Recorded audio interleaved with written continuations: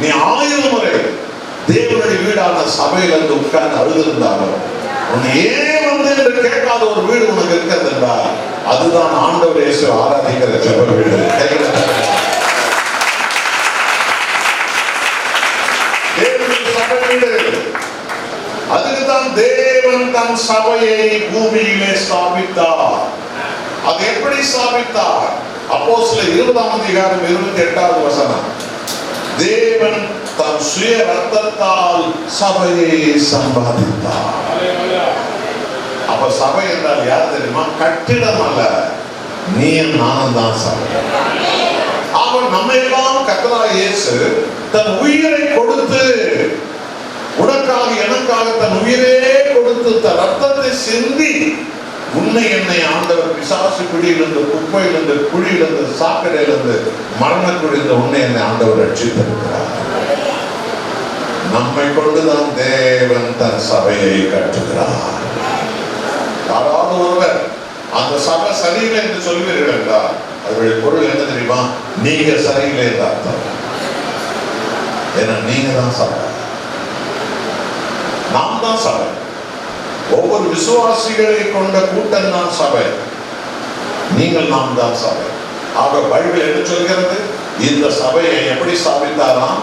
தேவன் தன் சொந்த ரத்தத்தினால் சபையை சம்பாதித்தார். ரத்தத்தை ஊற்றி தான் நம்மளெல்லாம் உருவாக்கி இருக்கிறார். நாமெல்லாம் அவருடைய ரத்தத்தால் உருவானவர்கள்.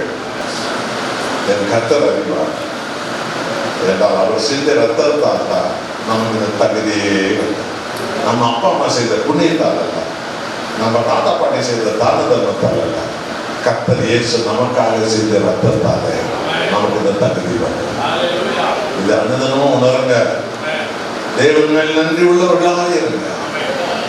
ஆகவே ரத்தத்தால் சபையை சம்பாதித்தார். சரி, அந்த சபையை சம்பாதித்த கர்த்தர் அவர் உருவாக்குற அந்த பரிசுத்த இயேசுவின் உடல் என்ற சபையை நடத்த யாரை அந்த ஊழியக்காரனாக வைத்தார் என்று தெரியுமா உங்களுக்கு? அதுதான் இன்னைக்கு ரொம்ப பேர் தெரியாம தட்டு மாறி வந்துட்டு தட்டு மாறிக்க விழுந்துடுறாங்க. அவன் புரியுதா? அவன் ஆசைப்பட்டு அவசரப்பட்டு வந்துடுறானுங்க. ஏதோ தெரிஞ்ச 2 பாட்டை பாடுறாங்க, தெரிஞ்ச 4 பேருக்கு நான் சுத்துறாங்க காணிக்க வரும்னு சொல்லிட்டு. அந்த 4 பேர் நாளைக்கு மாறிட்டான்னா இவன் 2 பாட்டு பாடுறான். ஜனங்களுக்கு ஏற்கனவே 20 பாட்டு தெரியும்.